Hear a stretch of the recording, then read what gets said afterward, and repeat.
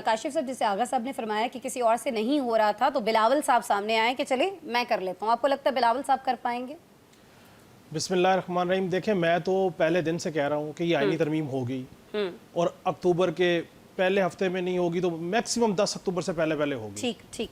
और ये जो आईनी तरमीम होगी इस पे हुकूमत की पूरी कंसेंसस है, बिलावल साहब भी इस पे ऑन बोर्ड है, हुकूमत भी ऑन बोर्ड है और ऑनरशिप ले रहे हैं। जो बात आगा साहब कह रहे हैं कि ऑनरशिप नहीं ले रहे, वो सिर्फ ये है कि वो चाहते हैं कि मुसवदा वक्त से पहले बाहर ना आए और उसके कोई लीगल पॉइंट्स जो उनसे हैं वो सुप्रीम कोर्ट में ना हो जाएं। चूंकि माजी करीब में हमने देखा कि अभी आईनी तरमीम आई नहीं और सुप्रीम कोर्ट में पटिशनें चली गई कि जो होने वाली आईनी तरमीम है, ये एक दफ़ा ऐसे पहले भी हुआ था कि जो मुकदमात हैं जिनमें गिरफ्तारी एक्सपेक्टेड है उसमें भी जमानतें दे दें तो उस आईनी तरमीम को रोक दिया जाए। अब सवाल ये है कि हुकूमत आईनी तरमीम करवाएगी कैसे? देखें, मौलाना फजल रहमान साहब के ऑन बोर्ड होने में कोई शक व शुबा नहीं है मुझे। मौलाना फजल रहमान साहब को ऑन बोर्ड करने की जिम्मेदारी मोहसिन नकवी साहब ने ली थी। मोहसिन नकवी साहब नाकाम रहे। मोहसिन नकवी साहब की वजह से नाकामी के बाद बिलावल भुट्टो साहब स्टेप इन किए।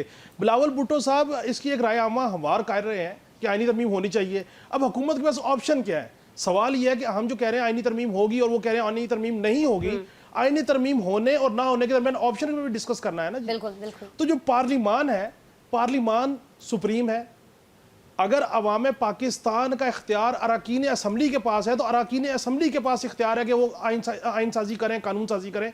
उनके मैंडेट को आप ठीक कहें या गलत कहें वो एक अलग डिबेट है।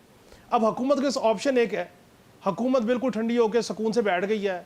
वो कह रहे जी मौलाना फजल रहमान साहब मान जाएँ तो भी फाबिया, ना माने तो भी फाबिया। प्लान बी और सी पे काम शुरू है। प्लान बी और सी का काम ये है कि 63A की नज़रसानी की पटिशन्स गई हुई हैं सुप्रीम कोर्ट में। एक बेंच कॉन्स्टिट्यूट हो गया है, उसमें एक जस्टिस साहब जो हैं मुनीब अख्तर साहब, उनको रिजर्वेशन है।